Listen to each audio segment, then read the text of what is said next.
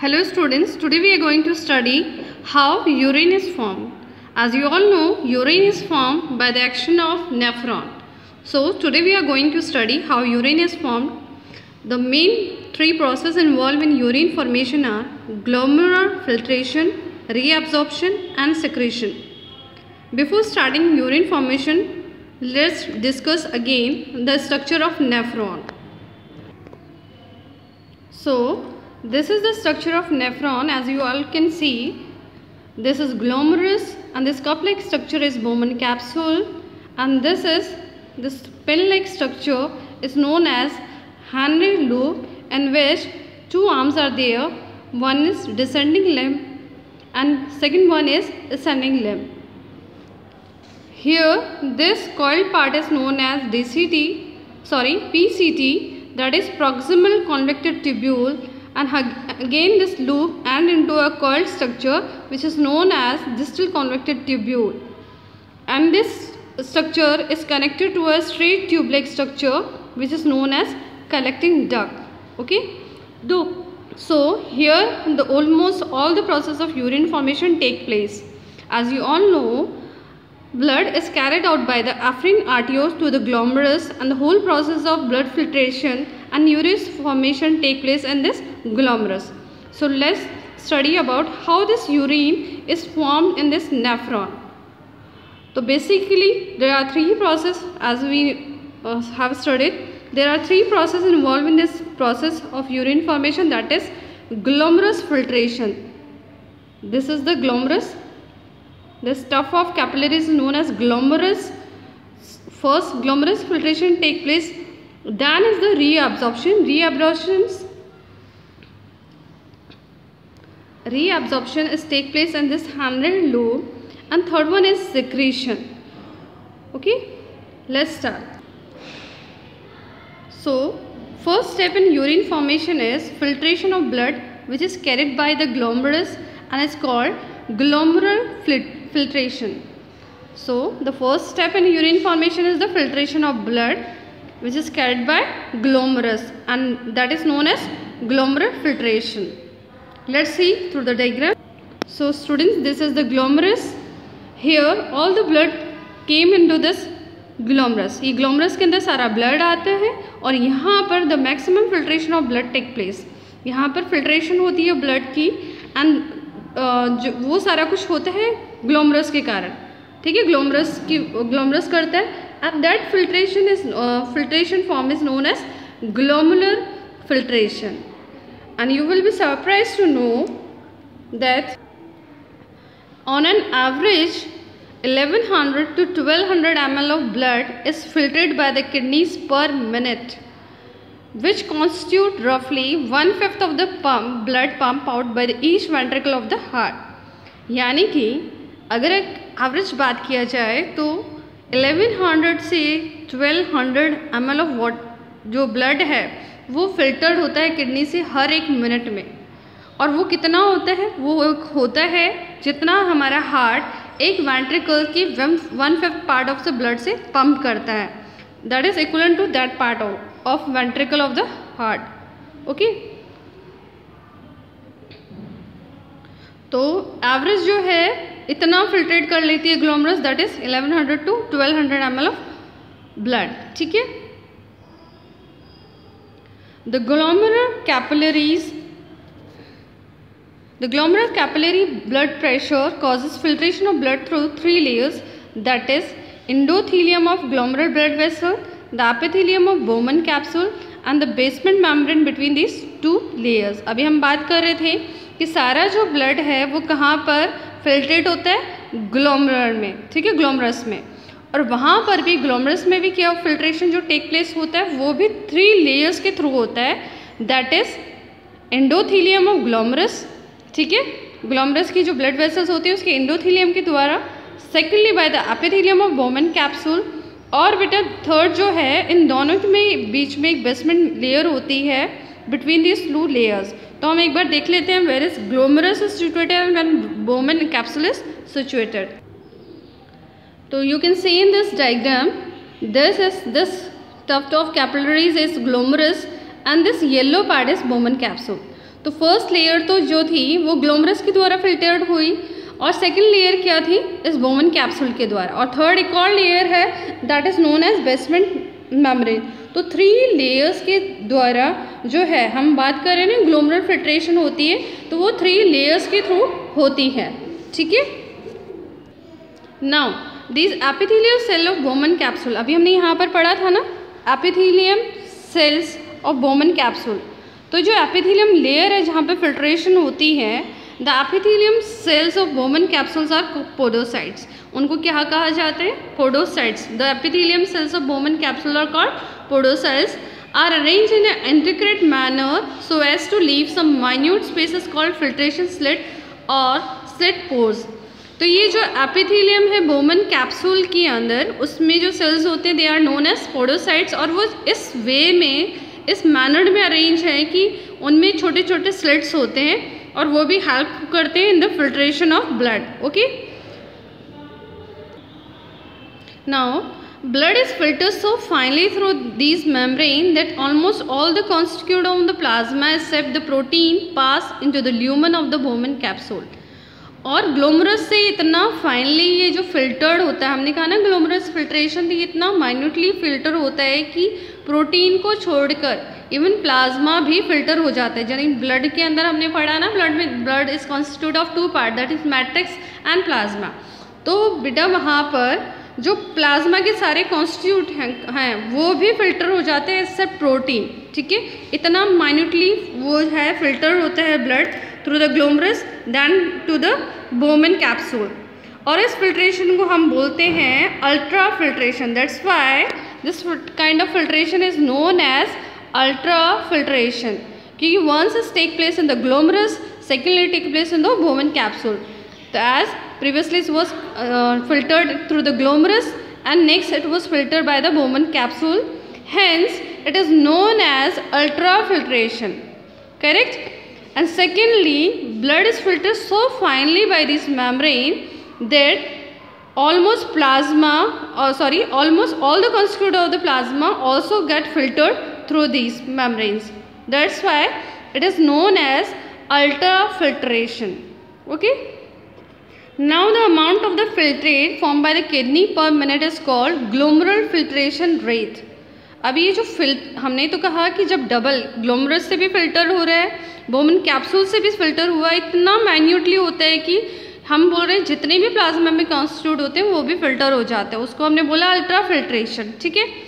अब ये है कि कितना अमाउंट 1 मिनट में फिल्टर करती है किडनी, यानी ये जो ग्लोमरस के द्वारा कितना फिल्टर हुआ 1 मिनट में, that is known as glomerular filtration rate, कि 1 मिनट में कितना ग्लोमरस जो है वो कितना फिल्टर कर लेता है ब्लड को, ठीक है।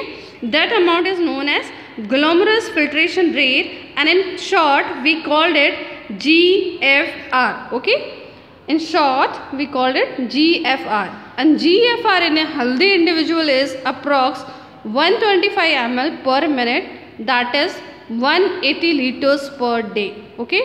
It is a fact, okay, it is fact and you must know it कि एक ग्लोमरस जो है 1 मिनट में कितना फिल्टर कर लेता है एक इंडिविजुअल में, एक हेल्दी इंडिविजुअल में कितना जो है ग्लोमरस फिल्ट्रेशन रेट होती है, तो जो फिल्टर कर लेता है दैट इज़ 125 ml पर मिनट, और अगर हम फुल डे की बात करें तो that is 180 liters per day, okay।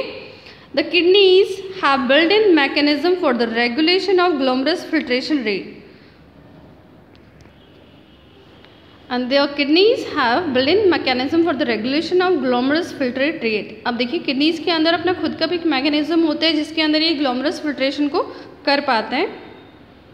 One such efficient mechanism is carried out by juxtaglomerular apparatus, और इसी एक मैकेनिज्म को हम बोलते हैं juxtaglomerular apparatus, ठीक है।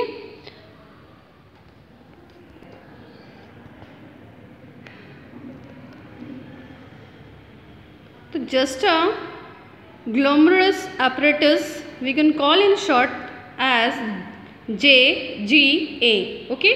That JGA is a special sensitive region formed by the circular modification in the distal convoluted tubule and the afferent arterioles are the location of their contact.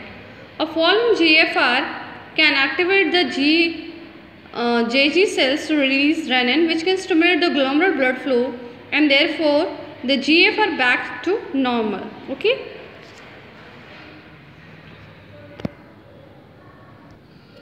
A comparison of the volume of the filtrate formed per day with that of the urine release suggests that nearly 99% of the filtrate has to be reabsorbed by the renal tubule. This process is called reabsorption. पहले हम इसको समझ लेते हैं. यहाँ कह रहे हैं कि हमने ग्लोमरस कितना पर डे में कितना फिल्ट्रेट करता है 180 लीटर्स पर डे, यानी 180 लीटर्स वो फिल्ट्रेट करता है. लेकिन यूरिन कितना रिलीज होता है? Only 1.5 litres. Can you imagine कितना लीटर्स फिल्ट्रेट हुआ था? 180 लीटर्स. ओके.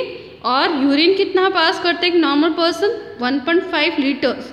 तो आप समझ सकते होंगे कि वापस जो उसने फिल्ट्रेट किया था ग्लोमरस ने, उसको कितनी बार वापस से रीअब्जॉर्ब करना पड़ा होगा 180 लीटर्स को, कि वो कितना सिर्फ रह गया है 1.5 लीटर्स. ठीक है. और ये किसके द्वारा होता है? It is taken by renal tubules. किसके द्वारा होता है? रेनल ट्यूब्यूल के द्वारा. इसीलिए इस प्रोसेस को क्या कहा जाता है? Reabsorption. That's why this process is known as reabsorption. Okay. Hope आपको समझ आया होगा. I repeat it again. Total amount of filtration is 180 litres per day. ठीक है. 180 लीटर्स जो है, अगर मैं आपको डायग्राम से यहाँ पर बेटा, this glomerulus filter 180 litres per day. Okay. जो फिल्ट्रेट आता है दैट इज 180 लीटर्स. लेकिन एक हेल्दी पर्सन यूरिन पास करते हैं ओनली 1.5 लीटर. ठीक है. तो यानी इतना सारा कुछ फिल्ट्रेट है दैट अगेन गेट रीअब्सॉर्ब. आप देख रहे हो ये येलो वाला पार्ट है नेफ्रॉन. ये पूरा नेफ्रॉन का स्ट्रक्चर है. और जो रेड पार्ट आप देख रहे हो these are blood vessels, blood capillaries. ठीक है.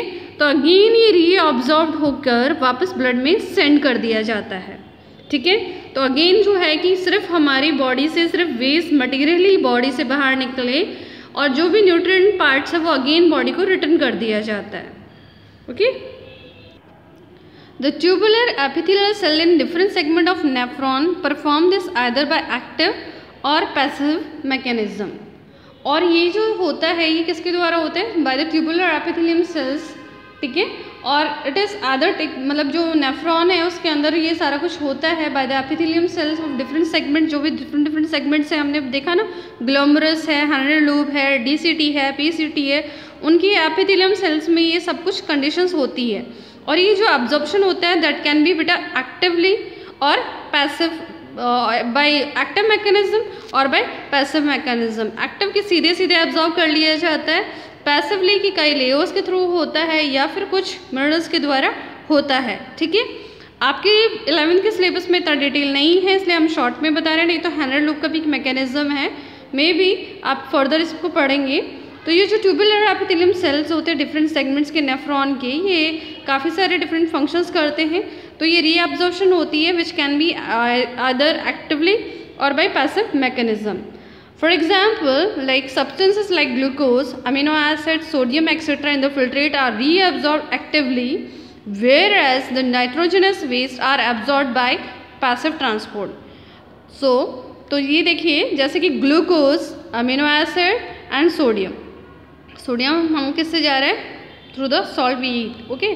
तो ग्लूकोज, अमीनो एसिड, ये सारे जो होते हैं ये फिल्ट्रेट जो है वो रीअब्सॉर्ब हो जाता है थ्रू द एक्टिव मैकेनिज्म. किसके द्वारा? Through the active mechanism. Glucose, amino acid and sodium. ठीक है. These are reabsorb actively.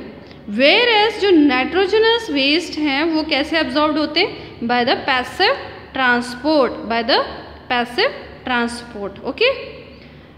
In similar way, the reabsorption of water also occur passively in the initial segment of the nephron. ठीक है. आपके book में इतना detail नहीं है. तो ये जो है इवन वाटर का एब्जॉर्प्शन भी बेटा यहाँ पर किसके द्वारा होता है? नेफ्रॉन में पैसिवली होता है. मैं इन शॉर्ट आपको डायग्राम से बता देती हूँ. ये स्ट्रक्चर आपको ध्यान में है ही है, हेनरी लूप। अब हम बुक के सेकंड डायग्राम में देखते हैं।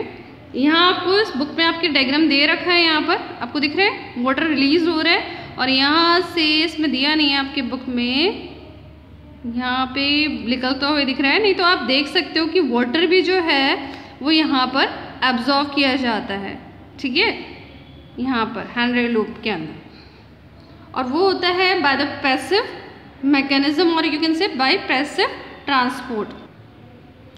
Now during urine formation the tubular cells secrete substances like hydrogen, potassium and ammonia into the filtrate. Okay, during the urine formation the tubular cells secrete substances like hydrogen, potassium and ammonia into the filtrate, and the tubular secretion is an important step in urine formation as it helps in the maintenance of ionic and acid base balance of body fluid. और आपको पता ही है urine formation के अंदर hydrogen ions भी जो हैं वो भी सिक्रीट होते हैं, प्लस पोटेशियम आयंस भी सिक्रीट होते हैं फिल्ट्रेट के अंदर, ठीक है। और इसके साथ में जो है ये ट्यूबुलर सिक्रेशन है वो बहुत बहुत इंपॉर्टेंट है यूरिन फॉर्मेशन में। They also maintain the ionic and base balance, ठीक है। इन शॉर्ट हम अपने इस डायग्राम से देख सकते हैं।